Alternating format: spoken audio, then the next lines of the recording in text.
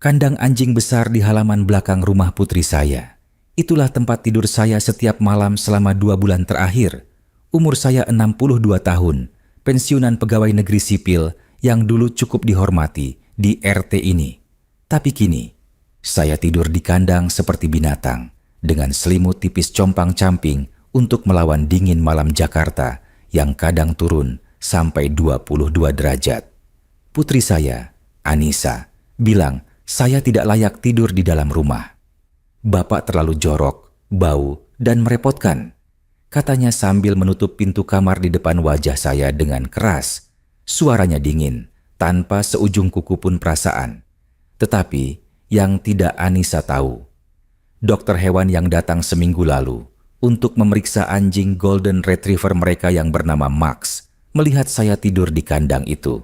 Dan apa yang dia lakukan setelah melihat kondisi saya, mengubah segalanya. Nama saya Teguh Santoso. Selama 35 tahun, saya bekerja sebagai pegawai negeri sipil, golongan 3, di kantor kelurahan Jakarta Selatan. Gaji saya memang pas-pasan, hanya Rp4.500.000 setiap bulan, tapi stabil. Tidak pernah telat sehari pun. Saya selalu bangga karena dengan gaji segitu, saya berhasil menyekolahkan kedua anak saya sampai sarjana, meskipun harus hidup sangat sederhana. Istri saya, Bu Siti, meninggal 3 tahun lalu karena stroke mendadak. Dia kolaps saat lagi masak di dapur jam 6 pagi. Saya yang menemukan dia tergeletak di samping kompor yang masih menyala. Kami langsung bawa ke RS Fatmawati, tapi sudah terlambat. Dokter bilang pendarahan otaknya terlalu parah. Bu Siti meninggal di hari yang sama, tanpa sempat sadar lagi. Sejak itu, hidup saya berubah total. Rumah kontrakan Type 36 di Ciputat yang dulu penuh tawa dan kehangatan, tiba-tiba jadi sunyi mencekam. Setiap sudut mengingatkan saya pada Bu Siti. Dapur tempat dia masak sayur asem favoritnya. Ruang tamu tempat dia suka nonton sinetron sambil makan kacang rebus. Kamar tidur tempat kami berbagi cerita setiap malam sebelum tidur. Anak saya yang sulung, Rizky, sudah menikah dan pindah ke Surabaya untuk kerja. Dia cuma pulang setahun sekali saat Lebaran. Itu pun cuma 2-3 hari. Hubungan kami baik-baik saja. Tapi ya begitulah, anak laki-laki kan sudah punya keluarga sendiri. Yang tinggal dekat cuma Anissa, putri bungsu saya. Dia tinggal di Bintaro Sektor 9 dengan suaminya, Kevin. Sebulan setelah Bu Siti meninggal, Anissa datang ke rumah kontrakan saya dengan wajah yang terlihat khawatir. "Pak, Bapak tinggal sendiri di sini kasihan. Rumahnya juga kecil, panas. Ayo pindah ke rumah kami saja. Biar saya yang urus Bapak," katanya waktu itu dengan senyum manis yang membuat hati saya menghangat. Saya terharu, benar-benar terharu sampai mau nangis. Setelah sekian lama merasa sendiri, akhirnya ada yang peduli. Anissa, anak yang baik, pikir saya waktu itu. Berbeda dengan cerita-cerita anak durhaka yang sering saya dengar di masjid. 2 minggu kemudian, saya pindah ke rumah mereka. Rumah Type 70 per 120 meter persegi, lumayan besar untuk ukuran perumahan subsidi. Ada 4 kamar tidur, 2 kamar mandi, ruang tamu yang cukup luas dengan sofa kulit berwarna coklat tua, ruang keluarga dengan TV, layar datar 55 inci, dapur yang dilengkapi kulkas 2 pintu dan dispenser, plus halaman belakang yang cukup lebar. Di halaman belakang itulah ada kandang anjing besar dari kayu jati, panjangnya sekitar 2,5 meter, lebar 1,5 meter, tinggi sekitar 1 meter 80. Kandang itu dibuat Kevin untuk Max, anjing Golden Retriever yang dibelinya dengan harga 15 juta rupiah waktu masih papi. Max adalah kebanggaan Kevin. Dia posting foto anjing itu hampir setiap hari di Instagram. Rumah mereka juga punya mushola kecil di dalam. Sebenarnya cuma ruangan 2x3 meter dengan sajadah dan mukena. Tapi Kevin bilang itu mushola supaya terlihat religius. Padahal sejak saya tinggal di sini, saya belum pernah lihat mereka sholat di situ. Kevin cuma sholat Jumat, itu pun kadang-kadang. Anissa, Dia jarang banget sholat. Kalau ditanya kenapa tidak sholat, jawabnya selalu, "Nanti Bu, lagi sibuk." Keluarga mereka punya 2 anak, Alia yang berumur 8 tahun dan Farhan yang baru 5 tahun. 2 cucu yang sangat saya sayangi. Dulu, sebelum Bu Siti meninggal, kami sering jemput mereka untuk main di rumah kami. Saya yang gendong Farhan sejak dia bayi. Saya yang ajari Alia baca Iqra. Saya yang belikan mereka mainan pakai uang pensiun, meskipun cuma mainan dari warung yang murah-murah. Awalnya, 3 bulan pertama tinggal di rumah Anissa. Semuanya berjalan baik. Saya dapat kamar kecil di belakang, dekat dengan dapur. Kamarnya memang sederhana, cuma ada kasur lipat, lemari kecil, dan 1 jendela kecil yang menghadap ke tembok tetangga. Tapi saya sudah senang. Lumayan, pikir saya. Lebih baik dari tinggal sendiri di kontrakan yang sepi itu. Saya bantu-bantu kerjaan rumah sebisanya. Sapu halaman, cuci piring kalau Anissa lagi sibuk, jemur pakaian, kadang belanja ke warung kalau ada yang kurang. Saya tidak mau jadi beban. Uang pensiun saya yang 4,5 juta setiap bulan, saya serahkan ATM dan PIN-nya ke Anissa dengan ikhlas. "Bapak kan tinggal sama kami, tidak perlu pegang uang. Nanti saya yang atur untuk kebutuhan Bapak," kata Anissa waktu saya kasih ATM. Saya percaya. Dia anak saya. Masa saya tidak percaya? Tapi perlahan-lahan semuanya berubah. Anissa mulai berubah. Atau mungkin dia memang tidak pernah berubah. Hanya saya yang terlalu naif untuk melihat sifat aslinya. Perubahan pertama yang saya sadari adalah soal uang. Suatu hari, sekitar 4 bulan setelah saya pindah, saya minta uang 50.000 untuk beli rokok Sampo Erna Mild dan jajan bakso di warung dekat komplek. Uang pensiun saya kan disetor ke Anissa. Jadi, wajar kalau saya minta uang jajan sedikit. Anissa menatap saya dengan pandangan yang sulit saya deskripsikan, campuran jengkel dan meremehkan. "Bapak tuh rakus ya? Kemarin baru saya kasih 50.000, sekarang minta lagi. Buat apa? Rokok itu haram, Pak. Buang-buang uang. Bakso juga tidak sehat, bikin kolesterol." Saya terdiam. Kemarin? Saya tidak ingat dia kasih uang 50.000 kemarin. Terakhir, dia kasih uang itu 2 minggu lalu. Itu pun setelah saya minta berkali-kali. "Anissa, uang pensiun Bapak kan 4,5 juta. Bapak cuma minta 50.000. Sisanya untuk apa?" Tanya saya pelan, berusaha tidak terdengar menuntut. Wajah Anissa langsung berubah merah. "Untuk apa? Bapak tidak tahu ya biaya hidup sekarang mahal? Listrik, air, gas, semuanya naik. Belum lagi biaya sekolah Alia dan Farhan. Bapak pikir gratis ngasih Bapak makan dan tempat tinggal?" Saya tersentak. Jadi dia menganggap uang pensiun saya itu sebagai bayaran untuk tinggal di rumahnya. Padahal dia sendiri yang minta saya pindah ke sini. Tapi saya diam saja. Saya tidak mau bertengkar. Saya sudah tua, capek kalau harus ribut-ribut. Lagi pula, mungkin Anissa benar. Biaya hidup memang mahal. Sejak hari itu, saya tidak pernah minta uang lagi. Kalau pengen rokok, saya tahan. Kalau pengen jajan, saya tahan. Saya hidup dari sisa-sisa makanan yang kadang Anissa kasih. Perubahan kedua adalah perlakuan. Anissa mulai memerintah saya seperti memerintah pembantu. Bahkan lebih buruk dari pembantu. "Pak, bangun, cuci piring kotor semalam." Anissa membangunkan saya jam 5 pagi dengan suara keras. Pintu kamar saya dibuka kasar tanpa ketuk dulu. Saya bangun dengan kaget, jantung berdebar. "Iya nak, sebentar." "Jangan lama-lama. Saya mau masak sarapan, piringnya masih kotor semua." "Bapak kemarin malamnya ngapain sih? Kok tidak cuci piring?" Padahal semalam saya sudah cuci semua piring. Yang kotor itu piring bekas Kevin dan Anissa makan mie instan tengah malam pas saya sudah tidur. Tapi saya tidak protes. Saya langsung bangkit, wudhu sebentar, terus ke dapur, cuci piring. Punggung saya sakit, umur segini, bangun tidur terlalu pagi, bikin badan pegal semua. Tapi saya tahan. Setelah cuci piring, Anissa kasih perintah lagi. "Jemur baju, sapu halaman, bersihkan kandang anjing, lap kaca jendela, pel lantai ruang tamu. Perintahnya bertubi-tubi seperti hujan. Sementara dia sendiri rebahan di sofa, main HP, scroll TikTok sambil ketawa-ketawa sendiri. Kalau saya lambat atau lupa karena sudah tua dan pelupa, dia langsung marah. "Pikun ya Pak, nggak guna, makan aja banyak, kerjaannya sedikit, dasar tua bangka." Kata-kata itu menusuk hati saya lebih dalam dari pisau. Ini anak kandung saya.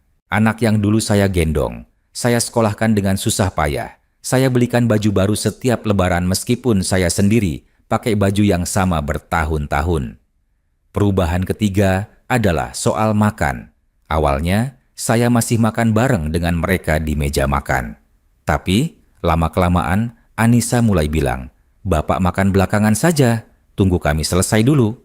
Kemudian, "Bapak makan di dapur saja, jangan di meja makan. Kursinya tidak cukup." Padahal kursi di meja makan ada 6. Mereka cuma berempat. Saya tidak bodoh. Saya tahu mereka tidak mau makan satu meja dengan saya. Menu makan saya juga berubah. Kalau mereka makan ayam goreng, saya dapat tempe goreng. Kalau mereka makan ikan bakar, saya dapat tahu goreng. Kalau mereka makan di KFC atau McDonald's, yang cukup sering karena Kevin suka beli fast food, saya dapat nasi putih dengan kecap manis. "Bapak kan sudah tua, tidak boleh makan yang berminyak. Nanti kolesterol, darah tinggi, diabetes," kata Anissa. Setiap kali saya bertanya, kenapa menu saya beda? Tapi saya lihat, mereka beli ayam KFC, 1 bucket untuk berempat, sementara saya di dapur makan nasi putih dengan sambal terasi sisa kemarin yang sudah agak basi. Saya tidak protes. Saya bersyukur masih dikasih makan. Masih banyak orang tua di luar sana yang hidupnya lebih susah dari saya, pikir saya waktu itu. Masih banyak yang tidur di kolong jembatan, makan dari tempat sampah. Perubahan keempat yang paling menyakitkan adalah soal cucu-cucu saya. Alia dan Farhan yang dulu sangat dekat dengan saya, tiba-tiba jadi takut dan menjauhi saya. Saya tidak tahu apa yang Anissa bilang ke mereka, tapi yang jelas anak-anak itu berubah total. Suatu sore, saya coba peluk Alia yang baru pulang sekolah. "Alia sayang, ayo sini peluk Eyang." Alia langsung mundur, wajahnya pucat ketakutan. "Jangan Eyang, Mama bilang Eyang penyakitan, Eyang kotor, nanti Alia ketularan." Saya membeku. Rasanya seperti ditampar berkali-kali. "Siapa yang bilang Eyang penyakitan sayang?" "Mama, Mama bilang Eyang itu jorok, bau, dan sakit jiwa," kata Mama. "Kalau Alia dekat-dekat Eyang, nanti Alia jadi gila juga." Air mata saya jatuh. Saya tidak bisa menahan. Di depan cucu saya sendiri, saya menangis. Anissa keluar dari kamar, mendengar suara kami.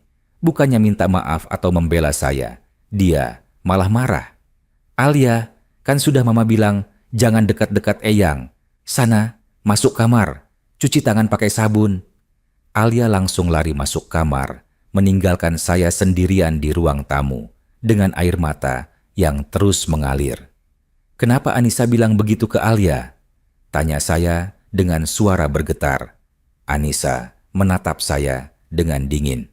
"Memang benar kan Pak? Bapak itu jorok.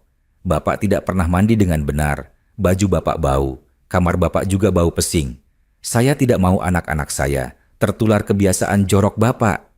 Saya terhenyak. "Jorok? Saya mandi 2 kali sehari, pagi dan sore. Baju saya memang cuma punya 3 setel yang saya pakai bergantian, tapi saya cuci sendiri setiap hari. Kamar saya bau pesing?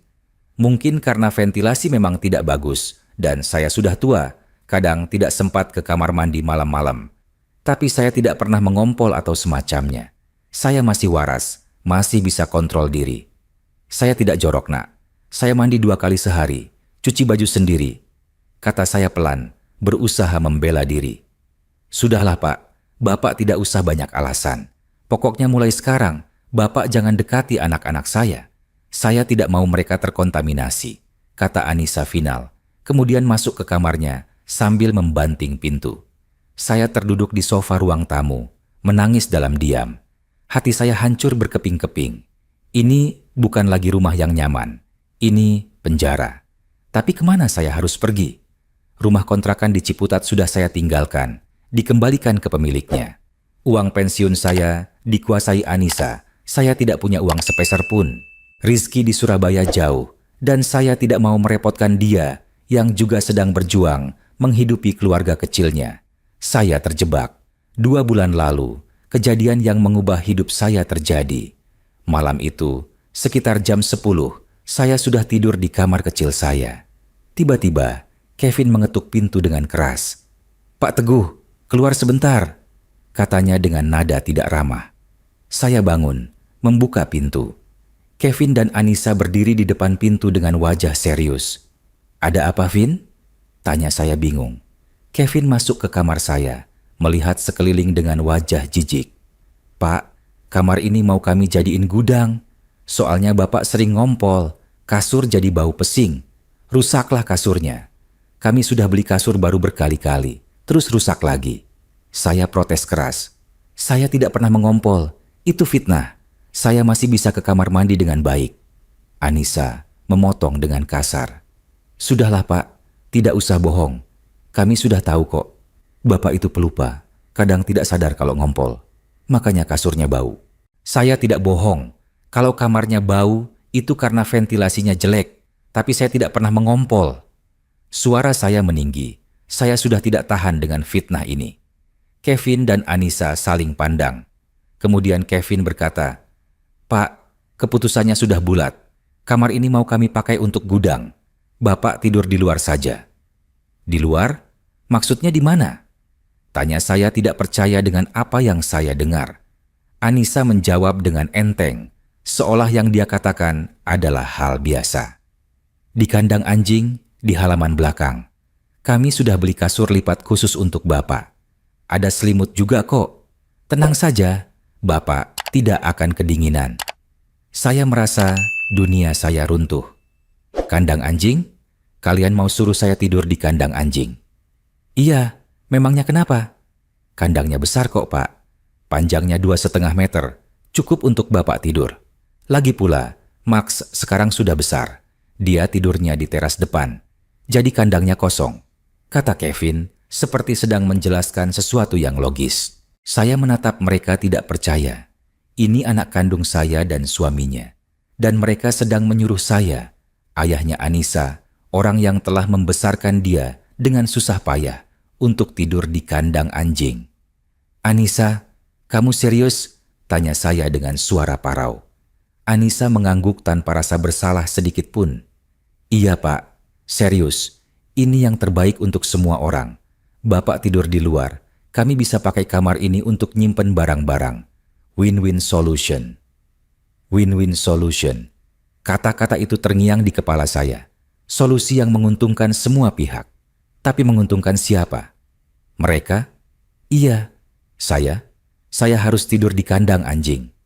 Tapi itu kandang anjing, kata saya lirih, nyaris putus asa. "Ya sudah Pak, terserah. Kalau Bapak tidak mau tidur di kandang, Bapak bisa cari tempat tinggal sendiri.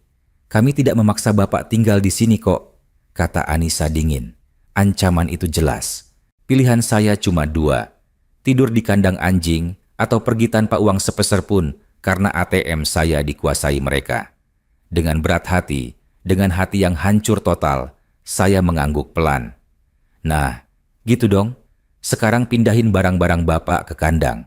Kami bantu angkat kasurnya," kata Kevin, seperti baru saja menyelesaikan deal bisnis yang sukses. Malam itu juga, saya pindah ke kandang anjing di halaman belakang. Kandang itu terbuat dari kayu jati yang kokoh. Kevin memang tidak pelit soal kandang anjing kesayangannya. Ukurannya memang cukup besar untuk anjing sebesar Max, tapi untuk manusia dewasa seperti saya cuma bisa tidur dalam posisi meringkuk atau lurus total tanpa bisa bergerak banyak. Mereka kasih saya kasur lipat tipis yang sudah compang-camping. Sepertinya bekas kasur tamu yang sudah tidak terpakai. Selimutnya juga selimut tipis dengan beberapa lubang di sana-sini. Tidak ada bantal. Saya pakai baju gulung sebagai bantal. Di pojok kandang, mereka taruh WC portable plastik, toilet jongkok portable yang biasa dibawa camping. "Kalau malam-malam mau buang air, pakai ini saja Pak. Jangan masuk rumah, nanti mengganggu kami yang lagi tidur," kata Anissa. Tidak ada lampu di kandang. Kalau malam, saya cuma mengandalkan cahaya remang-remang dari lampu teras belakang rumah yang jaraknya sekitar 5 meter dari kandang. Malam pertama tidur di kandang, saya menangis sampai subuh. Saya sholat tahajud di dalam kandang itu, menggelar sajadah lusuh di atas kasur tipis yang berbau apek. Air mata saya jatuh membasahi sajadah saat sujud. Ya Allah, apa salah saya? Kenapa saya harus mengalami ini? Apa ini balasan karena dosa-dosa saya dulu? Ya Allah, saya tidak kuat. Doa saya terputus-putus oleh isak tangis. Dingin malam Jakarta di bulan Agustus cukup menusuk, sekitar 20 sampai 22 derajat. Selimut tipis yang mereka kasih tidak cukup menghangatkan. Saya menggigil sepanjang malam, meringkuk seperti bayi mencari kehangatan yang tidak ada. Pagi harinya, jam 5, Anissa sudah teriak dari pintu belakang. "Pak, bangun, cuci piring, sapu halaman." Saya bangun dengan badan pegal semua. Punggung saya sakit, lutut saya kaku. Tapi saya harus bangun, harus kerja. Kalau tidak, entah apa lagi yang akan mereka lakukan. Rutinitas saya sejak hari itu berubah total. Bangun jam 5 pagi, cuci piring kotor semalam, sapu halaman depan dan belakang, bersihkan kandang Max di teras depan. Ironisnya kandang Max lebih bersih dan terawat dibanding kandang saya. Lalu berbagai pekerjaan rumah lainnya yang Anissa perintahkan. Makan, saya juga berubah. Sekarang, saya makan di halaman belakang, dekat kandang saya. Anissa kasih makanan di piring plastik. Dan saya baru sadar kemudian, itu piring bekas tempat makan Max. Piring plastik berwarna biru dengan tulisan Max di pinggirannya. Pertama kali saya sadar itu piring anjing, saya mau muntah. Tapi perut saya lapar. Saya tidak punya pilihan. Menu saya juga semakin memprihatinkan. Nasi putih dengan lauk yang sangat sederhana.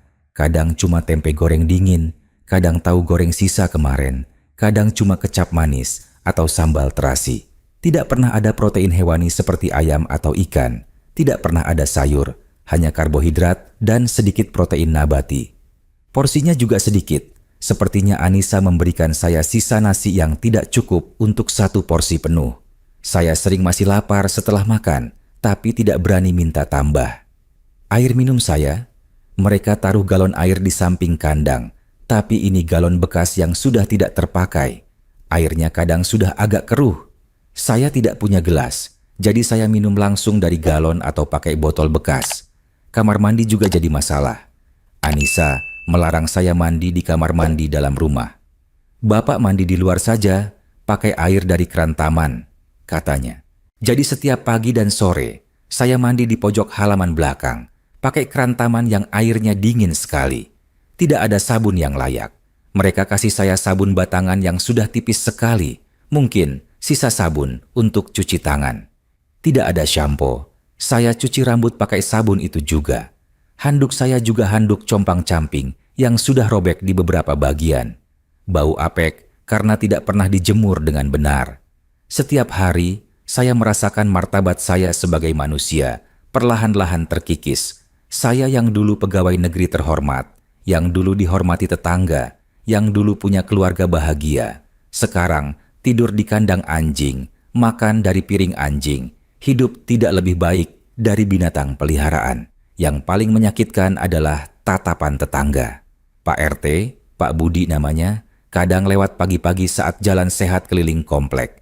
Dia lihat saya keluar dari kandang anjing, lihat saya makan di piring plastik biru dengan tulisan Max, lihat kondisi saya yang makin kurus dan lusuh. "Pak Teguh, kok tidur di situ?" tanyanya pelan suatu pagi. Suaranya penuh keheranan dan kasihan.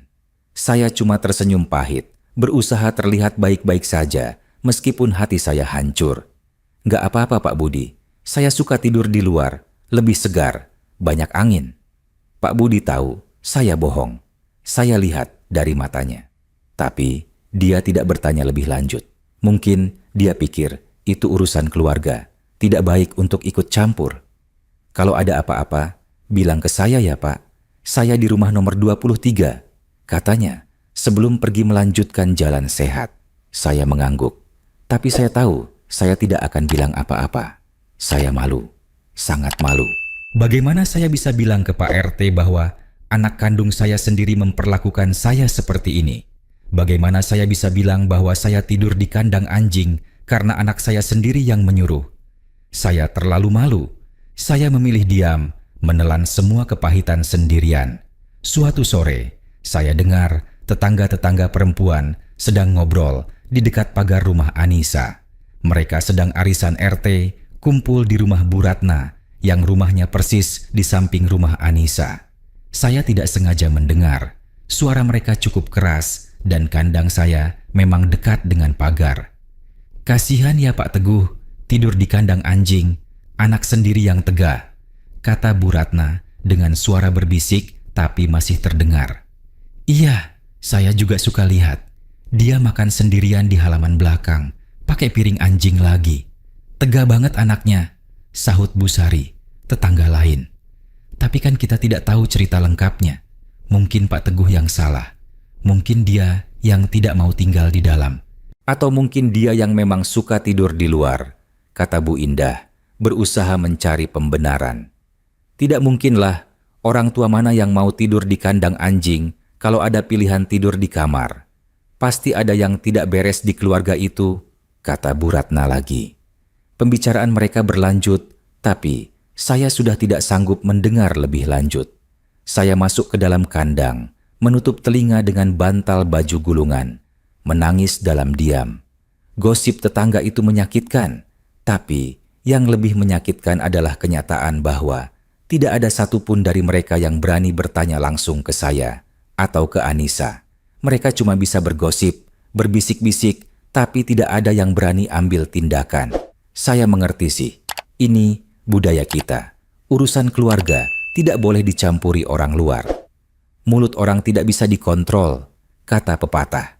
Tapi tindakan nyata, jarang sekali ada yang mau terlibat. Malam-malam di kandang adalah saat paling berat bagi saya. Dingin, sepi, gelap. Saya sering terbangun tengah malam karena kedinginan, atau karena suara anjing tetangga yang menggonggong, atau karena mimpi buruk.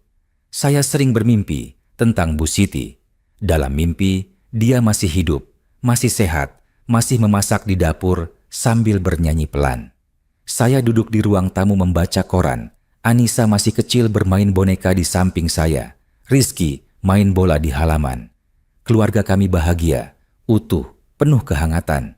Kemudian saya terbangun dan realita menghantam saya seperti tsunami. Bu Siti sudah tiada. Anissa sudah dewasa dan berubah menjadi orang yang tidak saya kenal. Rizky jauh di Surabaya. Dan saya tidur di kandang anjing. Saya sering berdoa di tengah malam itu.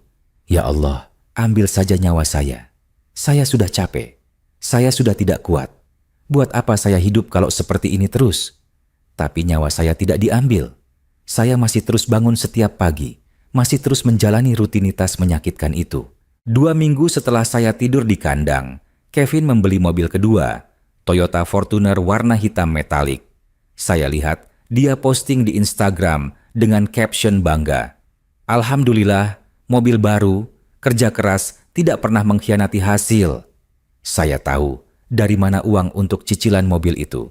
Uang pensiun saya, 4,5 juta setiap bulan, dikali 6 bulan, 27 juta rupiah. Ditambah uang mereka sendiri, cukup untuk DP Fortuner. Uang yang seharusnya untuk hidup saya, untuk jajan saya, untuk kebutuhan saya, dipakai untuk cicilan mobil mewah. Sementara saya tidur di kandang dengan selimut compang-camping. Saya tidak bisa berkata apa-apa. Saya sudah tidak punya hak lagi atas uang saya sendiri. Suatu hari, sekitar seminggu yang lalu, Alia dan Farhan main bola di halaman belakang, tidak jauh dari kandang saya. Saya duduk di dalam kandang, memperhatikan mereka dengan hati yang rindu. Alia, Farhan, ayo sini sebentar, panggil saya pelan. Alia menoleh, wajahnya langsung menunjukkan ekspresi takut. Tidak mau Eyang, Mama bilang Eyang itu bahaya. Eyang tidak bahaya sayang, Eyang cuma mau ngobrol sebentar. Eyang kangen sama kalian. Farhan yang masih kecil hampir mendekati kandang. Tapi Alia langsung menarik tangannya. Jangan Dik, nanti kita ketularan penyakit Eyang. Mereka lari masuk rumah, meninggalkan saya sendirian. Saya menangis lagi. Sepertinya air mata sudah jadi bagian dari rutinitas harian saya. Hubungan saya dengan Kevin juga tidak lebih baik. Dia bahkan lebih jarang berbicara dengan saya dibanding Anissa. Kalau Anissa masih kadang-kadang nyuruh saya kerja sambil marah-marah, Kevin bahkan tidak pernah menatap saya. Seolah saya tidak ada, seolah saya bukan siapa-siapa. Suatu malam, saya dengar mereka bertengkar di kamar. Suara mereka cukup keras sampai terdengar ke halaman belakang. "Vin, kapan kita usir Bapak? Saya sudah capek ngurusin dia," teriak Anissa. "Sabar Nis, kan uang pensiunnya masih kita butuhkan buat cicilan Fortuner. Kalau dia pergi, kita kehilangan 4,5 juta sebulan. Cicilan kan 6.500.000. Kita masih harus nambahin 2 juta dari gaji saya. Kalau uang dia hilang, kita berat," jawab Kevin dengan nada perhitungan. Jadi itu alasan mereka masih mempertahankan saya. Bukan karena sayang, bukan karena kasihan, tapi karena uang pensiun saya yang 4,5 juta rupiah setiap bulan. Saya tidak lebih dari mesin ATM bagi mereka. Tapi saya muak lihat dia Kevin. Mukanya itu loh, selalu sedih, selalu murung. Bikin bete aja, kata Anissa dengan nada jijik. Ya sudah, kan dia tidurnya di luar. Kamu jarang ketemu dia juga. Anggap saja tidak ada. Yang penting uangnya masuk terus setiap bulan, jawab Kevin. Percakapan mereka berlanjut, tapi saya sudah tidak sanggup mendengar lagi. Saya masuk lebih dalam ke kandang, menutup telinga dengan kedua tangan, berharap semua ini cuma mimpi buruk. Besok pagi, saya tetap harus bangun jam 5. Tetap harus cuci piring. Tetap harus sapu halaman. Tetap harus makan dari piring anjing. Tetap harus hidup dalam kandang. Saya sudah putus asa. Benar-benar putus asa.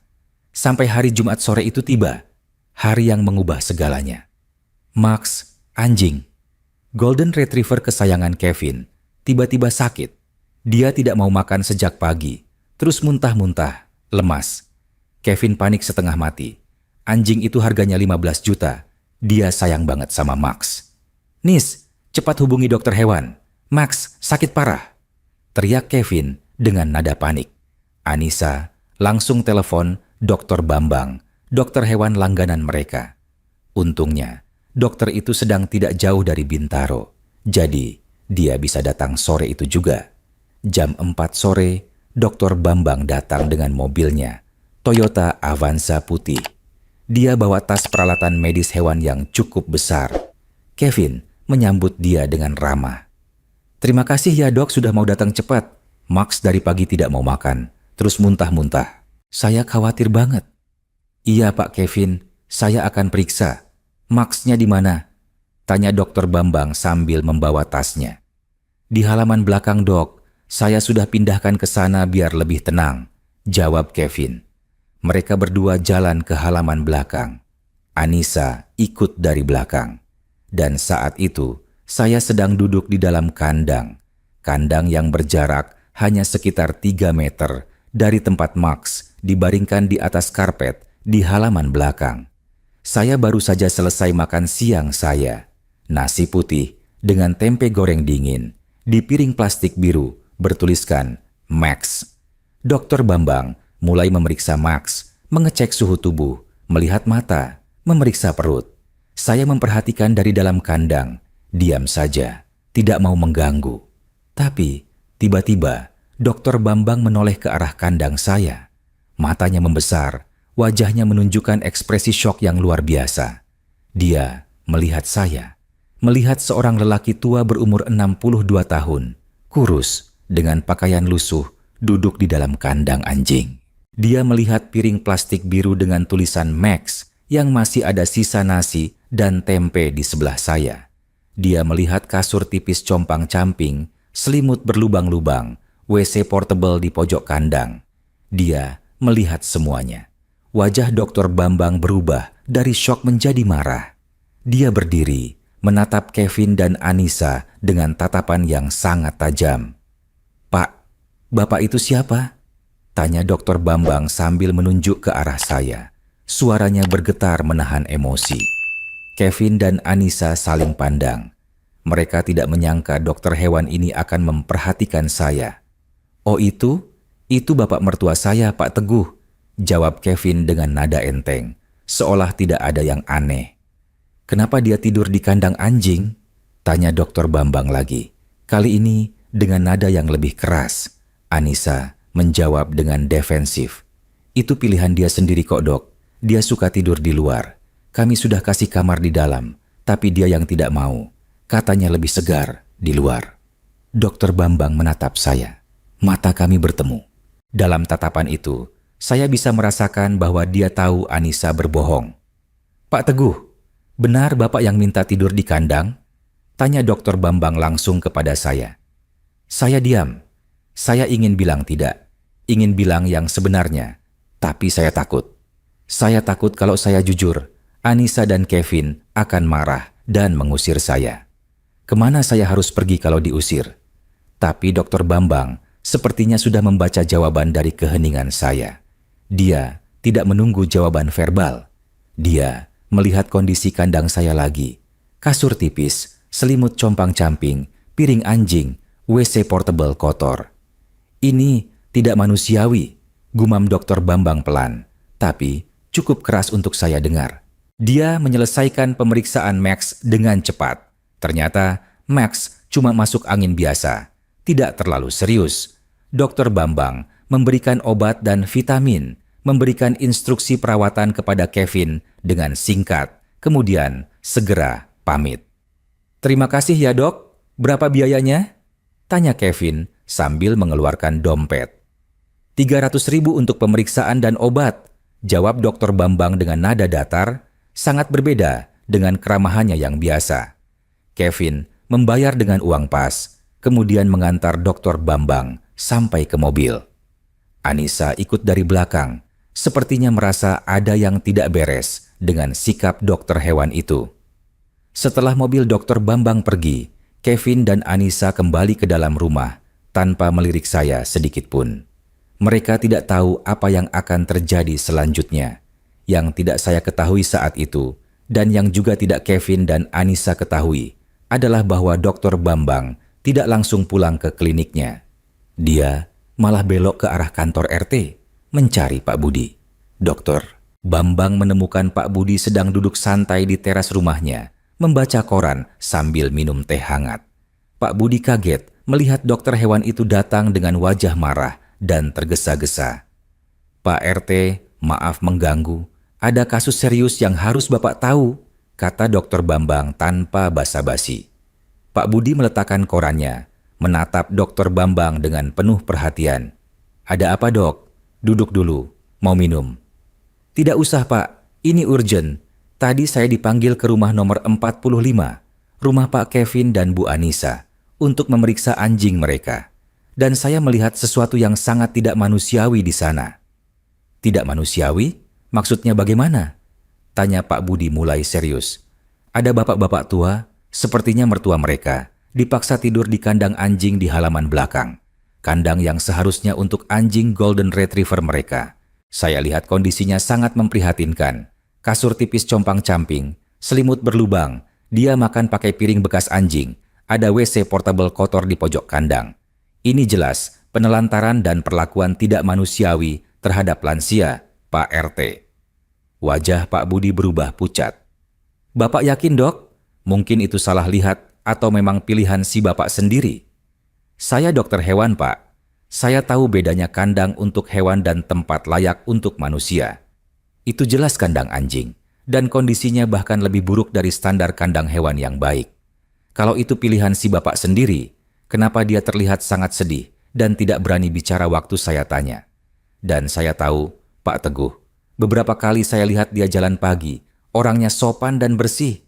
Tidak mungkin dia mau tidur di kandang kalau ada pilihan lain." Pak Budi menghela napas panjang. "Sebenarnya saya sudah curiga dari beberapa minggu lalu, dok. Saya sering lihat Pak Teguh keluar dari kandang itu pagi-pagi, Lihat dia makan sendirian di halaman dengan kondisi yang memprihatinkan. Tapi saya pikir itu urusan keluarga. Tidak enak untuk ikut campur. Pak RT, ini bukan lagi urusan keluarga biasa. Ini sudah masuk kategori kekerasan terhadap lansia. Kalau kita diam saja, sama artinya kita membiarkan kejahatan terjadi di depan mata kita. Saya minta Bapak untuk segera mengambil tindakan.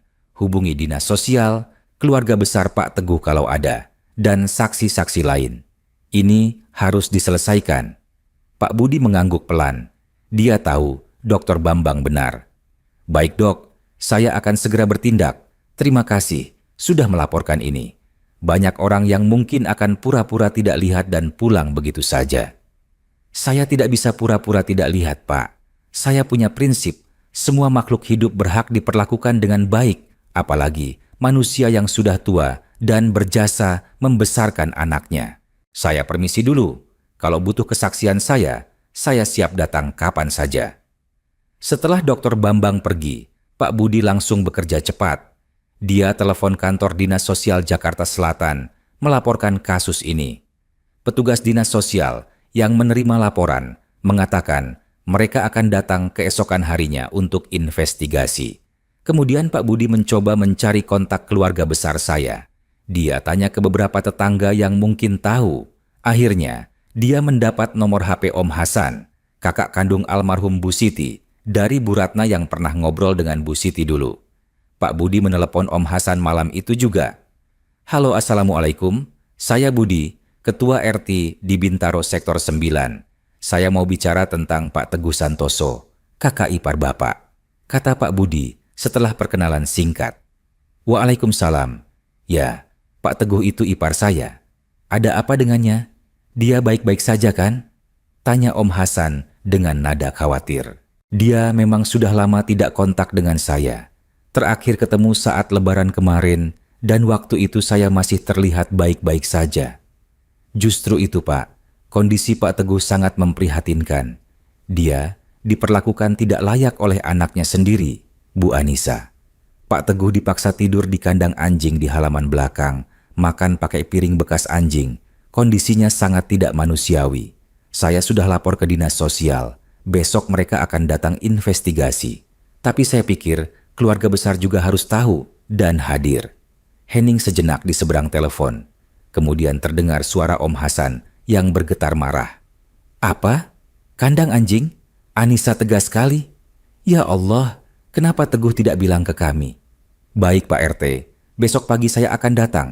Saya akan ajak adik saya, Dewi, dan beberapa keluarga lain. Jam berapa? Kami harus ke sana. Jam 9 pagi, Pak. Petugas dinas sosial juga akan datang jam segitu. Alamatnya di Jalan Mawar nomor 45. Baik, terima kasih Pak RT sudah peduli. Kalau Bapak tidak lapor, entah sampai kapan Teguh harus menderita seperti itu. Malam itu saya tidak tahu apa-apa tentang rencana penyelamatan yang sedang disusun. Saya tidur di kandang seperti biasa. Dingin, gelap, kesepian. Saya sholat Isya dan tarawih sendirian di kandang itu dengan sajadah lusuh, berdoa seperti biasa. Ya Allah, kalau memang ini jalan terbaik untukku, berilah aku kekuatan untuk melewatinya. Tapi kalau memang ada jalan keluar, tunjukkanlah. Aku sudah sangat lelah. Ya Allah. Saya tidak tahu bahwa doa saya akan segera dijawab dengan cara yang tidak pernah saya bayangkan. Pagi itu, hari Sabtu, saya bangun seperti biasa, jam 5 pagi. Cuci muka pakai air keran taman yang dingin menusuk tulang. Kemudian sholat subuh. Setelah itu saya langsung mulai kerja. Cuci piring kotor semalam, sapu halaman depan dan belakang. Jam 8 pagi, saya sedang menyiram tanaman di halaman depan ketika melihat beberapa mobil berhenti di depan rumah Anissa. Yang pertama turun adalah Om Hasan dan Tante Dewi. Saya langsung mengenali mereka, meskipun sudah lama tidak ketemu. Kemudian turun juga Om Ridwan dan Tante Sari, adik-adik Bu Siti yang lain. Kemudian ada mobil dinas berwarna putih dengan logo Dinas Sosial DKI Jakarta. Turun 2 orang, satu bapak-bapak berkacamata dan satu ibu-ibu membawa clipboard dan kamera.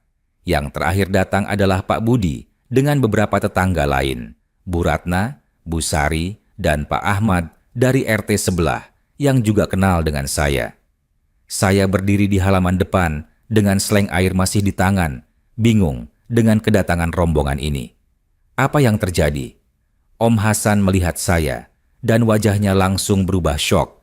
Saya tidak sadar betapa buruk penampilan saya.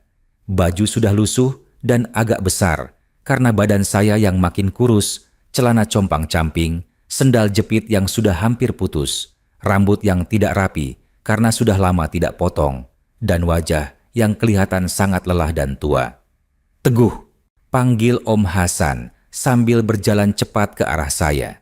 Dia peluk saya erat dan saya bisa merasakan tubuhnya bergetar, entah karena marah atau sedih, saya tidak tahu. "Om Hasan, Tante Dewi, kalian kenapa ke sini?" Tanya saya bingung, masih tidak paham situasinya. Sebelum Om Hasan bisa menjawab, pintu rumah terbuka.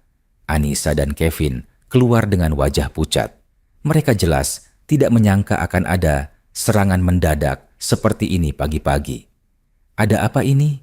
Kenapa semua orang datang ke rumah saya?" Tanya Anissa dengan suara yang berusaha terdengar tegas, tapi sebenarnya gemetar. Pak Budi maju selangkah. Sebagai ketua RT, dia yang paling berhak bicara duluan. "Bu Anissa, Pak Kevin, kami datang terkait laporan perlakuan tidak manusiawi terhadap Pak Teguh Santoso. Kemarin sore, ada saksi yang melihat kondisi Pak Teguh yang sangat memprihatinkan. Dipaksa tidur di kandang anjing, makan pakai piring anjing, dan berbagai perlakuan tidak layak lainnya. Ini adalah petugas dari Dinas Sosial yang akan melakukan investigasi." Bapak berkacamata dari Dinas Sosial maju, memperkenalkan diri. "Selamat pagi, saya Bambang Suryanto dari Dinas Sosial Jakarta Selatan, dan ini rekan saya, Ibu Rina. Kami menerima laporan tentang dugaan penelantaran dan kekerasan terhadap lansia di rumah ini. Kami perlu melakukan pemeriksaan." Wajah Anissa semakin pucat. Kevin berdiri di belakang dia, kelihatan gugup sekali. "Ini fitnah. Bapak mertua saya kami rawat dengan baik.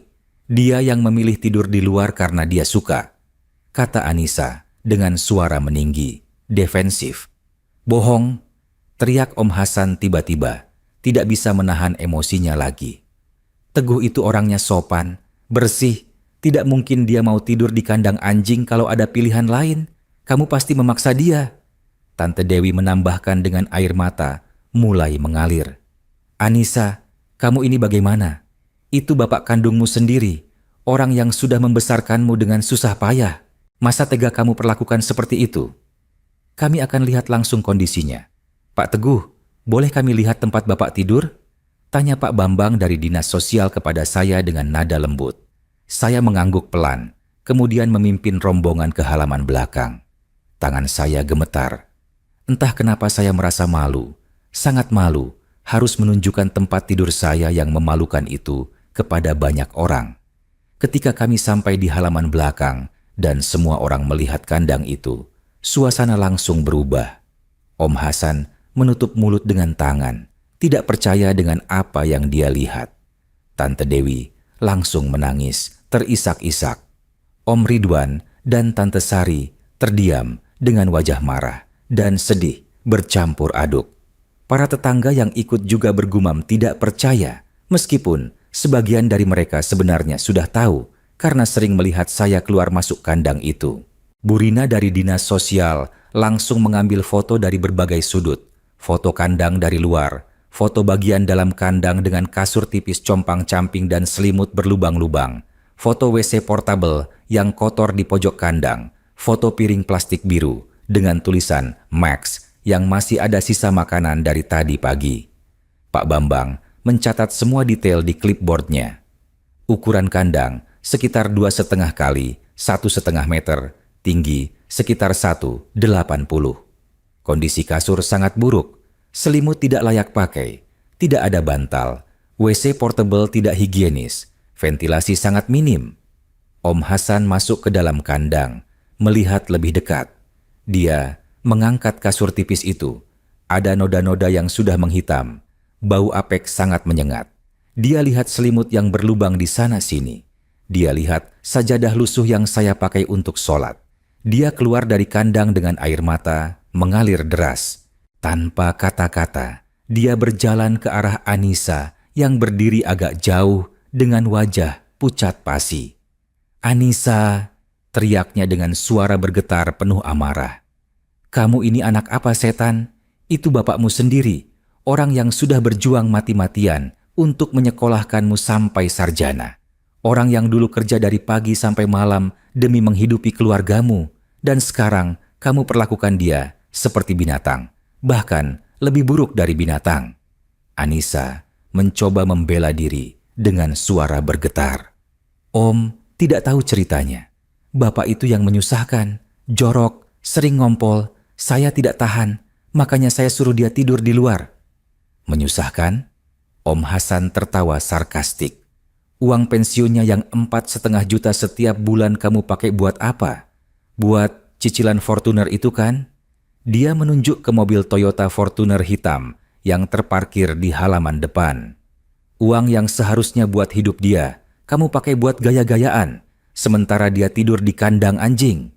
Kevin yang dari tadi diam, akhirnya angkat bicara, berusaha membela. "Om, kami juga butuh hidup. Cicilan rumah, cicilan mobil, sekolah anak, semuanya mahal. Uang Pak Teguh itu memang kami pakai, tapi kami juga kasih dia makan dan tempat tinggal." "Tempat tinggal?" Tante Dewi memotong dengan suara tinggi. "Kamu bilang kandang anjing itu tempat tinggal? Kamu gila ya? Itu bahkan tidak layak untuk anjing, apalagi untuk manusia." Pak Bambang dari Dinas Sosial mengangkat tangan, meminta semua orang tenang. "Baik, saya sudah cukup melihat bukti-buktinya.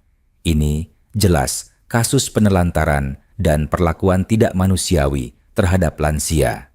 Sesuai dengan Undang-Undang Nomor 23 Tahun 2004 tentang penghapusan kekerasan dalam rumah tangga dan Peraturan tentang Perlindungan Lanjut Usia, kami akan membuat laporan resmi. Bu Anissa dan Pak Kevin bisa dikenakan sanksi hukum." Wajah Kevin langsung berubah lebih pucat lagi. Dia tahu ini serius sekarang. "Pak, kami mohon maaf, kami akan perbaiki. Kami akan kasih Pak Teguh kamar yang layak. Kami akan perlakukan dia lebih baik. Mohon jangan dilaporkan ke polisi." "Sudah terlambat untuk minta maaf," bentak Om Ridwan yang dari tadi menahan diri. "Kalian sudah memperlakukan Teguh seperti ini berapa lama? 2 bulan? 3 bulan? Dan baru sekarang mau perbaiki karena ketahuan. Kalau tidak ketahuan, sampai kapan?" Anissa tiba-tiba menangis histeris. Tapi bukan tangisan penyesalan, lebih ke tangisan karena ketahuan dan takut masalah hukum. Bapak yang menyusahkan, bapak yang tidak tahu diri.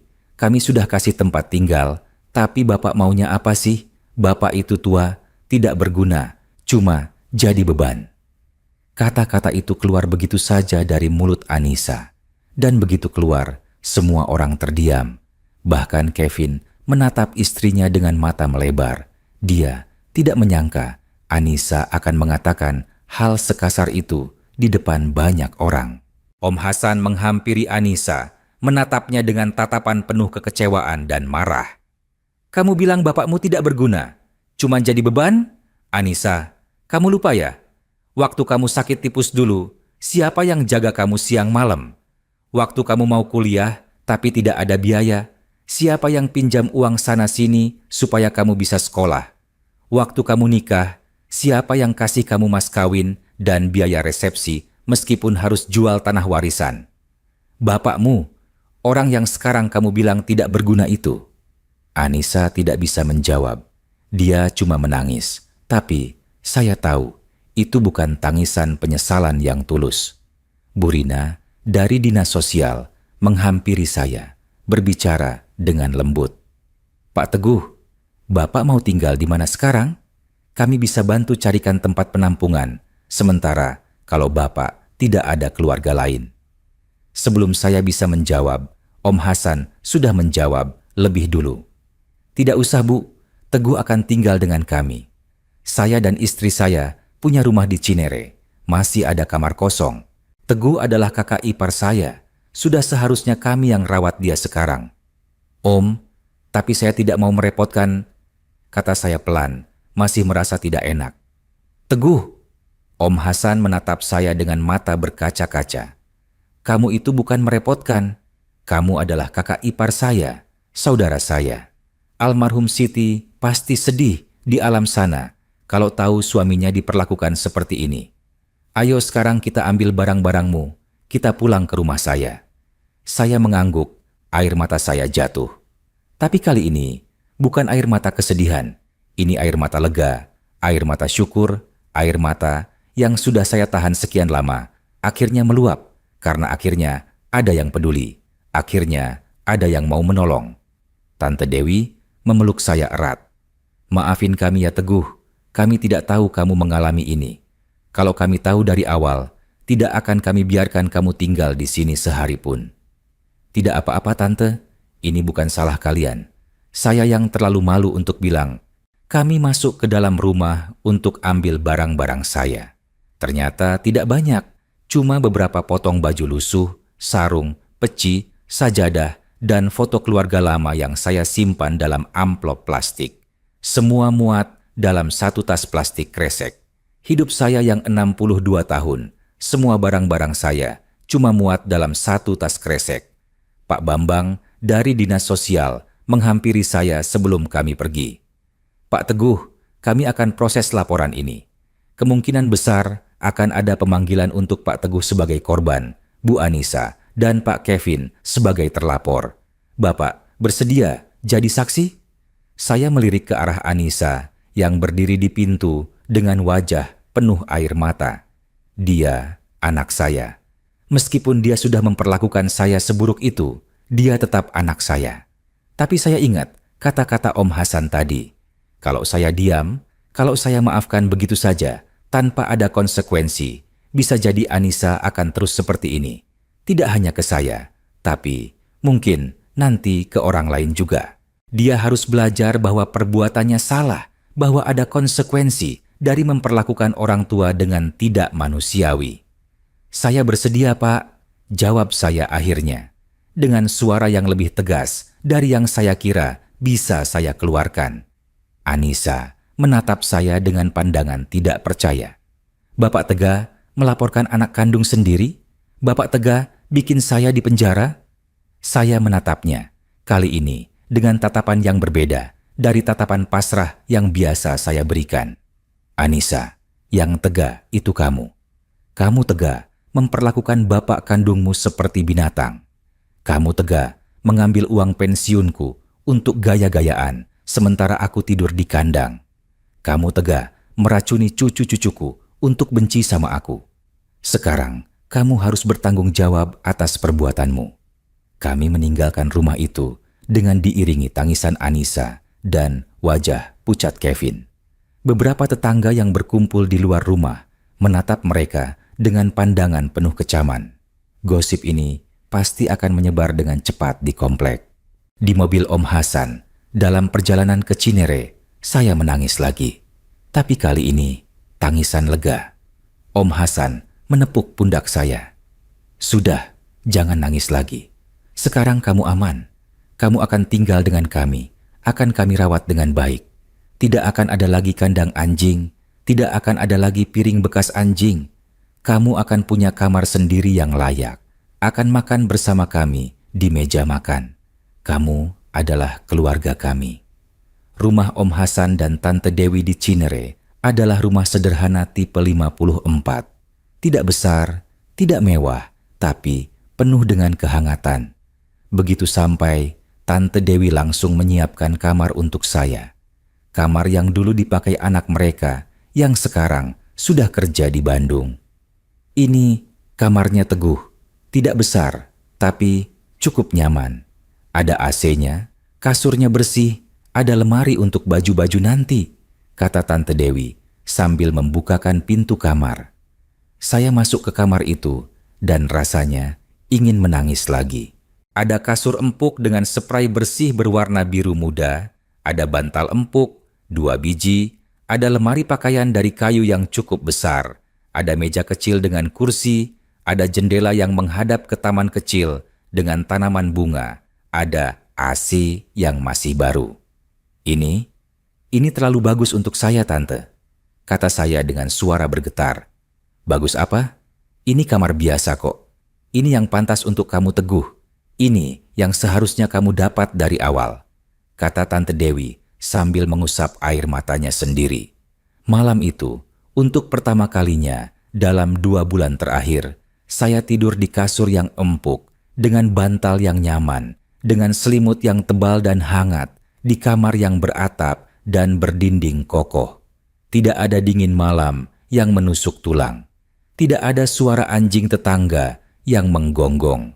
Tidak ada rasa takut dan sedih yang mencekam. Saya tidur nyenyak sekali malam itu. Tidur yang paling nyenyak dalam beberapa bulan terakhir. Keesokan harinya, hari Minggu, Om Hasan mengajak saya sarapan bersama di meja makan. Menu sarapannya sederhana, nasi uduk dengan ayam goreng, tempe orek, telur dadar, dan sambal. Tapi bagi saya, yang sudah berbulan-bulan makan nasi putih dengan lauk seadanya, ini seperti pesta. "Makan yang banyak, Teguh. Kamu terlalu kurus. Lihat pipimu sampai cekung begini," kata Tante Dewi sambil menambahkan ayam goreng ke piring saya. Saya makan dengan lahap, sampai nambah 2 kali. Om Hasan dan Tante Dewi tersenyum melihat saya makan dengan begitu nikmat. Setelah sarapan, Om Hasan mengajak saya ngobrol di ruang tamu. "Teguh, soal uang pensiunmu yang dikuasai Anissa, kita harus urus itu. Kamu harus tarik ATM dari dia, ganti PIN, supaya uangmu tidak bisa dia ambil lagi. Itu hakmu, uang hasil kerjamu selama puluhan tahun. Tidak boleh diambil orang lain tanpa izinmu." Saya mengangguk. "Tapi bagaimana caranya, Om? ATM-nya masih di tangan Anissa. Kita ke bank langsung, bilang ATM hilang, minta diblokir dan bikin yang baru. Kamu bawa KTP dan buku pensiun kan?" "Bawa, Om, itu masih di tas saya. Anissa tidak pernah ambil dokumen-dokumen itu." "Bagus, besok kita ke bank, kita blokir ATM lama, bikin yang baru, ganti PIN. Mulai sekarang, uang pensiunmu kamu yang kelola sendiri. Kalau kamu mau titip ke aku juga boleh, tapi kamu yang pegang kontrol penuh." Saya merasa lega sekali. Akhirnya, uang hasil kerja keras saya selama puluhan tahun akan kembali ke tangan saya. Hari Senin pagi, kami ke bank. Proses blokir ATM lama cukup mudah. Saya bilang ATM hilang, petugas langsung blokir. Kemudian bikin ATM baru dengan PIN baru yang hanya saya dan Om Hasan yang tahu. Petugas bank juga membantu saya cek saldo. Ternyata di rekening saya masih ada 3 juta rupiah, sisa uang pensiun bulan lalu yang belum sempat Anissa habiskan untuk cicilan Fortuner mereka. Lumayan, pikir saya. Setidaknya saya punya uang sekarang. Mulai bulan depan, uang pensiunmu masuk 4,5 juta lagi. Kamu pakai untuk kebutuhan sendiri. Kalau mau nabung juga boleh. Kalau mau kasih ke Om untuk bayar listrik dan air juga boleh. Tapi itu keputusanmu, bukan paksaan, kata Om Hasan di perjalanan pulang. Pekan pertama tinggal di rumah Om Hasan terasa seperti mimpi. Saya dirawat dengan sangat baik. Makan teratur 3 kali sehari dengan menu yang bergizi. Punya kamar sendiri yang nyaman. Bisa mandi di kamar mandi yang bersih dengan air hangat. Punya sabun dan sampo yang layak. Bisa sholat dengan tenang di mushola kecil yang ada di rumah mereka. Berat badan saya yang turun drastis selama tinggal di rumah Anissa perlahan-lahan mulai naik lagi. Wajah saya yang tadinya pucat dan cekung mulai terlihat lebih segar. Saya mulai bisa tersenyum lagi. Tapi ada satu hal yang masih membuat hati saya sakit. Alia dan Farhan, cucu-cucu saya. Saya sangat rindu mereka, tapi saya tidak tahu bagaimana caranya ketemu mereka. Anissa pasti tidak akan mengizinkan. Tante Dewi yang menyadari kesedihan saya. "Kamu kangen sama cucu-cucu kan?" Saya mengangguk. "Sangat, Tante. Tapi saya tidak tahu bagaimana bisa ketemu mereka." "Sabar ya, nanti kita cari cara. Mungkin kita bisa atur supaya Alia dan Farhan bisa main ke sini tanpa Anissa. Anak-anak tidak boleh jadi korban dari masalah orang tua mereka." 2 minggu setelah saya pindah ke rumah Om Hasan, ada perkembangan dari laporan ke dinas sosial.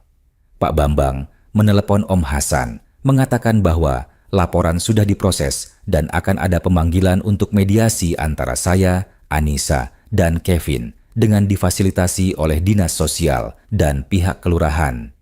Pak Teguh dipanggil sebagai korban, Bu Anissa dan Pak Kevin sebagai terlapor. Mediasi dijadwalkan minggu depan, hari Rabu, jam 10 pagi di kantor kelurahan. Tujuannya untuk mendengar semua pihak dan mencari solusi terbaik, jelas Pak Bambang. Saya gugup membayangkan akan bertemu Anissa lagi.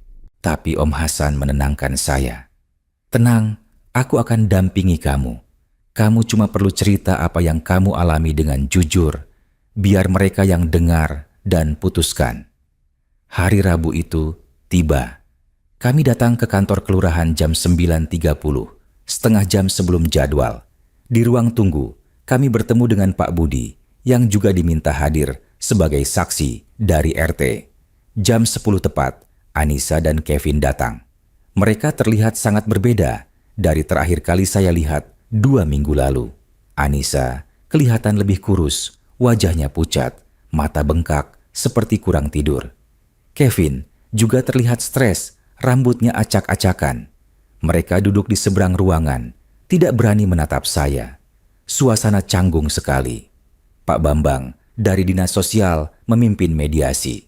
Beliau membuka dengan penjelasan tentang tujuan mediasi dan aturan-aturan yang harus diikuti.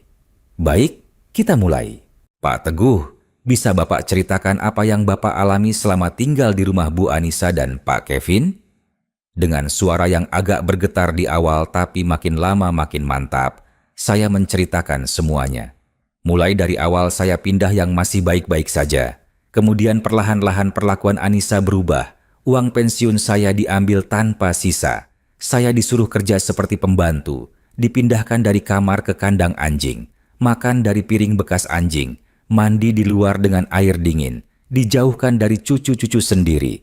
Saya cerita semuanya tanpa ada yang saya sembunyikan. Air mata saya jatuh beberapa kali saat menceritakan bagian-bagian yang paling menyakitkan. Pak Budi menambahkan kesaksiannya. Saya sebagai ketua RT sudah beberapa kali melihat kondisi Pak Teguh yang memprihatinkan. Saya lihat beliau keluar dari kandang anjing, makan sendirian di halaman dengan kondisi yang sangat tidak layak. Tapi saya tidak bertindak karena pikir itu urusan keluarga. Saya menyesal tidak bertindak lebih cepat. Bu Rina dari Dinas Sosial menunjukkan foto-foto yang dia ambil waktu investigasi, foto kandang, foto kasur compang-camping, foto piring anjing, foto WC portable kotor. Anissa menutup wajahnya dengan kedua tangan melihat foto-foto itu. Bu Anissa, Pak Kevin, ada yang ingin kalian sampaikan? Apa pembelaan kalian? Tanya Pak Bambang. Kevin berbicara duluan, suaranya pelan dan gemetar. Pak, kami akui, kami salah. Kami sudah memperlakukan Pak Teguh dengan sangat tidak layak. Kami minta maaf. Kalau kami bisa putar waktu, kami tidak akan melakukan itu semua. Kenapa kalian melakukan itu? Tanya Pak Bambang lagi. Kevin diam sejenak. Awalnya karena masalah ekonomi. Kami punya banyak cicilan, rumah, mobil. Kami pikir uang pensiun Pak Teguh bisa membantu. Tapi lama-lama jadi kebiasaan, jadi merasa entitled atas uang itu. Dan kami jadi tidak menghargai Pak Teguh sebagai manusia. Kami salah, sangat salah. Anissa masih menutup wajah, menangis terisak-isak. Pak Bambang memintanya bicara. Dengan suara yang nyaris tidak terdengar, Anissa berbicara. Maafkan saya Pak, saya anak durhaka. Saya tidak tahu kenapa saya bisa sejahat itu.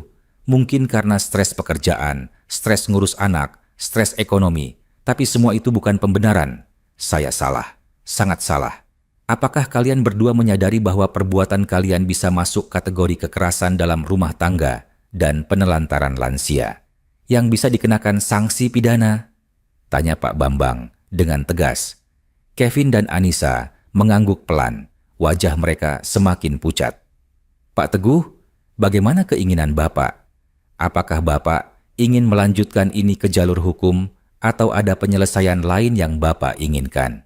Tanya Pak Bambang kepada saya. Saya diam sejenak, memikirkan jawaban. Sejujurnya, sebagai orang tua, saya tidak ingin anak saya dipenjara. Tapi saya juga tahu, kalau saya terlalu mudah memaafkan, Anissa tidak akan belajar. Saya tidak ingin anak saya dipenjara, kata saya akhirnya. Tapi saya juga tidak bisa melupakan semua yang sudah terjadi begitu saja. Saya mau Anissa dan Kevin benar-benar bertanggung jawab dan memperbaiki diri. Kami bersedia, Pak. Apapun yang Bapak minta, kata Kevin cepat. Pertama, uang pensiun saya yang selama ini kalian pakai, saya mau kalian kembalikan. Tidak semua, tapi setidaknya sebagian sebagai kompensasi. Kedua, kalian harus ikut konseling keluarga dan manajemen keuangan, supaya tidak mengulangi kesalahan yang sama. Ketiga, saya mau bisa ketemu Alia dan Farhan secara berkala. Mereka cucu saya, mereka tidak boleh dijauhkan dari saya. Anissa dan Kevin mengangguk cepat. Kami setuju, Pak. Semuanya kami setuju. Pak Bambang membuat kesepakatan tertulis. Baik, berdasarkan mediasi ini, kami sepakat. Pertama, Pak Kevin dan Bu Anissa akan mengembalikan uang kompensasi sebesar 10 juta rupiah kepada Pak Teguh, dicicil selama 5 bulan 2 juta per bulan. Kedua, Pak Kevin dan Bu Anissa wajib mengikuti konseling keluarga dan manajemen keuangan yang difasilitasi oleh Dinas Sosial selama 6 bulan. Ketiga, Alia dan Farhan berhak bertemu dengan kakeknya, Pak Teguh, minimal 2 kali sebulan, difasilitasi di tempat netral atau di rumah Om Hasan. Keempat, apabila ada pelanggaran terhadap kesepakatan ini, kasus akan dilanjutkan ke jalur hukum pidana. Semua pihak menandatangani surat kesepakatan. Anissa menandatangani dengan tangan gemetar, air matanya jatuh membasahi kertas. Setelah mediasi selesai, Anissa menghampiri saya. Dia berjongkok di depan saya, memegang tangan saya yang sudah keriput dan penuh bintik-bintik penuaan. Pak, maafkan saya. Saya anak yang durhaka. Saya tidak pantas jadi anak Bapak.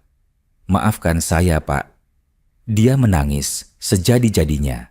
Kali ini tangisan yang terasa lebih tulus dibanding sebelumnya.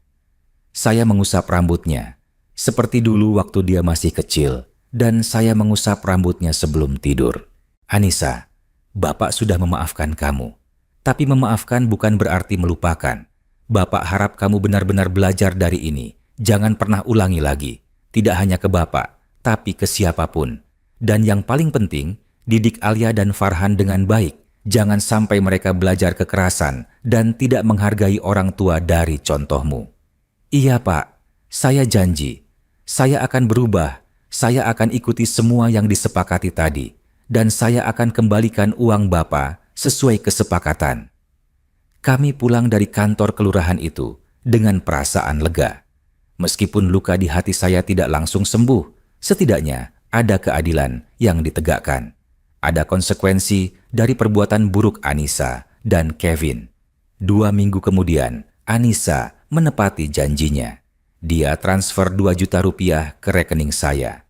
Cicilan pertama dari 10 juta yang disepakati. Saya cek ATM, uangnya benar masuk. Kemudian, Sabtu sore itu, Anissa mengantarkan Alia dan Farhan ke rumah Om Hasan untuk bertemu saya. Ini kunjungan pertama mereka. Alia dan Farhan turun dari mobil dengan wajah ragu-ragu. Mereka sudah diberitahu oleh Anissa bahwa semua yang dia bilang tentang saya dulu itu bohong. Saya tidak penyakitan, tidak kotor, tidak berbahaya. Eyang, panggil Farhan ragu-ragu. Saya berjongkok, meskipun lutut saya agak sakit, tapi saya tidak peduli dan membuka tangan. Farhan, Alia, ayo ke sini. Eyang kangen banget sama kalian. Farhan berlari duluan, melompat ke pelukan saya. Dia peluk saya erat. Eyang, maaf ya. Alia dan Farhan nakal dulu. Tidak mau dekat-dekat sama Eyang. Air mata saya jatuh lagi. Tapi kali ini air mata bahagia. Tidak apa-apa sayang, kalian tidak salah. Yang salah itu orang dewasa. Sekarang Eyang sudah sehat, sudah bahagia. Dan Eyang bisa ketemu kalian lagi. Alia pelan-pelan menghampiri, ikut memeluk saya. Eyang, Mama bilang, Mama dulu jahat sama Eyang. Maafin Mama ya, Yang. Saya melirik Anissa yang berdiri agak jauh dengan wajah penuh penyesalan. Saya mengangguk ke arahnya. Tanda bahwa saya menghargai usahanya untuk memperbaiki hubungan ini. Sore itu, kami menghabiskan waktu dengan senang. Tante Dewi membuatkan kue cucur dan es cendol. Kami ngobrol, tertawa, main ular tangga, permainan sederhana tapi penuh kehangatan. Ini yang saya rindukan. Ini yang seharusnya terjadi sejak awal. Keluarga yang hangat, saling menyayangi, saling menghormati. 3 bulan berlalu. Anissa rutin transfer 2 juta setiap bulan sesuai kesepakatan. Total sudah 6 juta yang dikembalikan. Dia dan Kevin juga rutin ikut konseling keluarga yang difasilitasi dinas sosial. Menurut laporan konselor, mereka cukup serius mengikuti dan menunjukkan perubahan positif. Alia dan Farhan juga rutin berkunjung 2 minggu sekali. Hubungan kami kembali dekat seperti dulu. Bahkan lebih dekat karena sekarang mereka tahu betapa berharganya waktu bersama keluarga. Suatu hari, Anissa datang sendirian tanpa anak-anak. Dia bilang mau ngobrol 4 mata dengan saya. Kami duduk di teras rumah Om Hasan, minum teh hangat yang dibuatkan Tante Dewi. "Pak, saya mau cerita sesuatu," kata Anissa pelan. "Iya, bilang saja." Kevin kena PHK dari kantornya bulan lalu. Saya terkejut. Kenapa? Karena kasus ini viral di media sosial dan sampai ke kantornya. Beberapa karyawan ada yang posting screenshot artikel tentang kasus kita. HRD manggil Kevin, tanya-tanya. Kemudian minggu lalu dia di PHK dengan alasan tidak sesuai dengan nilai-nilai perusahaan. Saya diam. Saya tidak tahu harus bilang apa. Di satu sisi, saya merasa itu karma yang setimpal. Tapi di sisi lain, Kevin juga suami Anissa, ayah dari cucu-cucu saya. Kalau dia tidak kerja, keluarga itu akan kesusahan. Sekarang Kevin cari kerja tapi susah, Pak. Di mana-mana begitu di Google namanya, keluar artikel tentang kasus ini. Perusahaan-perusahaan jadi ragu mau terima dia. Kami sekarang hidup dari tabungan dan dari kerja saya yang sebagai admin online shop dari rumah. Penghasilan sangat terbatas. Fortunernya? Tanya saya. Sudah kami jual, Pak, untuk bayar sisa cicilan dan untuk hidup sehari-hari. Sekarang kami cuma punya 1 mobil, Avanza lama. Itu pun mau kami jual kalau kondisi makin susah. Anissa menangis pelan. Pak, saya tidak minta bantuan uang atau apa. Saya cuma mau Bapak tahu bahwa saya dan Kevin sekarang benar-benar merasakan karma dari perbuatan kami. Kami yang dulu sombong dengan mobil mewah, cicilan ini itu, sekarang harus hidup sangat sederhana. Dan saya sadar, ini pantas kami terima. Saya meraih tangannya. Anissa, Bapak tidak senang lihat kamu susah. Kamu tetap anak Bapak. Tapi Bapak harap kamu benar-benar belajar dari ini. Hidup sederhana itu tidak memalukan. Yang memalukan itu hidup di luar kemampuan sambil menindas orang lain. Sekarang kamu dan Kevin kerja keras dengan jujur. Hidup sesuai kemampuan. Itu jauh lebih terhormat.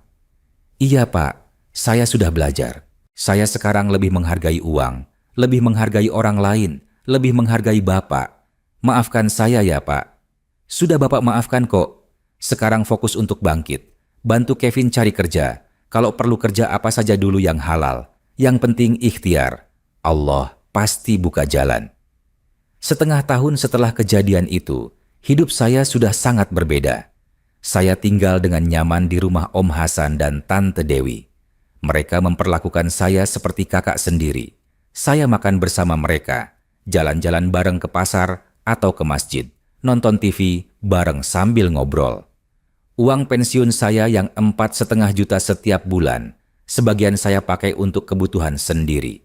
Beli rokok Sampo Erna Mild yang dulu tidak pernah bisa saya beli waktu tinggal di rumah Anissa, jajan bakso atau sate di warung favorit, beli baju baru yang layak. Sebagian lagi saya kasih ke Om Hasan untuk bantu biaya rumah, meskipun Om Hasan selalu bilang tidak usah. Dan sebagian lagi saya tabung. Kesehatan saya juga membaik drastis. Berat badan naik 10 kilo dari berat badan saya waktu masih di kandang anjing. Wajah saya tidak lagi pucat dan cekung. Saya bisa tidur nyenyak setiap malam. Tekanan darah yang dulu tinggi karena stres, sekarang sudah normal.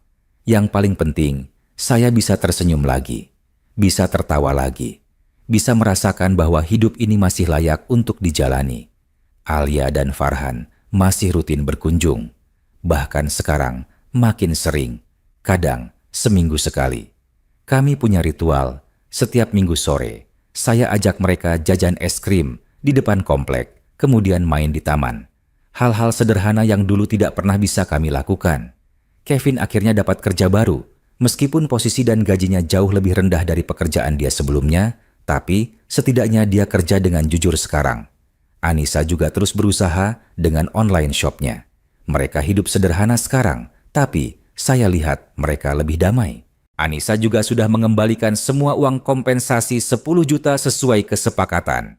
Bahkan, bulan terakhir dia kembalikan 4 juta sekaligus, 2 juta cicilan terakhir plus 2 juta tambahan sebagai tanda penyesalan. Saya terima uangnya, tapi 2 juta yang tambahan itu saya masukkan ke tabungan khusus untuk Alia dan Farhan nanti, untuk biaya sekolah atau keperluan mereka di masa depan. Hubungan saya dengan Anissa perlahan membaik. Tidak seperti dulu lagi, terlalu banyak luka yang harus sembuh, terlalu banyak kepercayaan yang harus dibangun ulang. Tapi, setidaknya kami bisa bicara dengan baik, bisa ketemu tanpa ada ketegangan berlebihan. Suatu hari, sudah hampir setahun sejak kejadian itu, Anissa datang dengan Alia dan Farhan. Tapi kali ini, dia bawa sesuatu, sebuah bingkai foto besar. "Pak, ini untuk Bapak," katanya sambil memberikan bingkai itu. Saya lihat foto di dalam bingkai, foto keluarga besar kami. Ada saya, almarhum Bu Siti, Anissa waktu masih kecil, Rizky waktu masih kecil. Foto lama yang diambil sekitar 25 tahun lalu, waktu kami masih jadi keluarga bahagia yang sederhana. Saya cari foto ini dari album lama, Pak. Saya mau Bapak ingat bahwa dulu kita pernah jadi keluarga yang bahagia. Dan saya harap suatu hari nanti kita bisa jadi keluarga yang bahagia lagi. Mungkin tidak sama persis seperti dulu, tapi setidaknya bisa saling menyayangi, saling menghormati. Air mata saya jatuh melihat foto itu. Saya ingat hari ketika foto itu diambil. Kami baru saja jalan-jalan ke Taman Mini, mampir foto di studio murah. Kami tidak punya banyak uang waktu itu, tapi kami bahagia, sangat bahagia. "Terima kasih, Nak," kata saya sambil memeluk Anissa. Kali ini pelukan yang lebih tulus, lebih hangat dari sebelum-sebelumnya. Malam itu, saya taruh foto itu di meja kecil di kamar saya. Setiap malam sebelum tidur, saya lihat foto itu dan saya berdoa, "Ya Allah, terima kasih sudah menyelamatkan saya dari kegelapan itu. Terima kasih sudah kirimkan Dr. Bambang yang peduli, Om Hasan dan Tante Dewi yang mau merawat saya, Pak Budi yang mau bertindak. Terima kasih untuk pelajaran hidup yang keras ini. Dan ya Allah, berilah Anissa dan Kevin kekuatan untuk terus memperbaiki diri, untuk menjadi orang tua yang lebih baik bagi Alia dan Farhan. Amin." Hidup saya sekarang jauh dari sempurna. Saya masih punya luka di hati yang belum sepenuhnya sembuh. Masih ada mimpi buruk sesekali tentang kandang anjing itu, tentang dingin malam, tentang piring bekas anjing dengan tulisan Max. Tapi saya juga punya hal-hal baik sekarang. Saya punya tempat tinggal yang layak. Saya punya makanan yang cukup. Saya punya keluarga yang menyayangi saya. Saya punya cucu-cucu yang bisa saya peluk dan sayangi. Saya punya martabat kembali sebagai manusia, bukan sebagai binatang yang tidur di kandang. Dan yang paling penting, saya punya harapan. Harapan bahwa masa depan akan lebih baik. Harapan bahwa Anissa akan terus berubah jadi orang yang lebih baik. Harapan bahwa Alia dan Farhan akan tumbuh jadi anak-anak yang berbakti dan menghargai orang tua mereka. Pelajaran dari semua ini, bahwa hidup bisa sangat kejam, tapi juga bisa sangat baik. Bahwa orang yang kita cintai bisa menyakiti kita, tapi juga bisa bertobat dan berubah. Bahwa di saat tergelap sekalipun, selalu ada cahaya harapan kalau kita mau percaya dan berdoa. Dan yang paling penting, bahwa tidak ada yang namanya terlalu tua untuk mendapatkan keadilan, terlalu lemah untuk dilindungi, atau terlalu tidak penting untuk dipedulikan. Saya Teguh Santoso, 62 tahun, pensiunan PNS yang pernah dipaksa tidur di kandang anjing oleh anak kandung sendiri. Tapi saya selamat, saya bangkit, dan sekarang saya punya kehidupan yang layak. Dan kalau ada bapak-bapak atau ibu-ibu tua lainnya di luar sana yang sedang mengalami hal serupa, jangan diam, jangan malu. Bicara, minta tolong, laporkan. Masih banyak orang baik di dunia ini yang mau membantu. Jangan pernah merasa sendirian. Allah selalu punya cara untuk menyelamatkan hambanya yang teraniaya. Seperti Allah kirimkan Dr. Bambang untuk menyelamatkan saya. Percayalah, keadilan pasti ada. Mungkin tidak cepat, tapi pasti ada.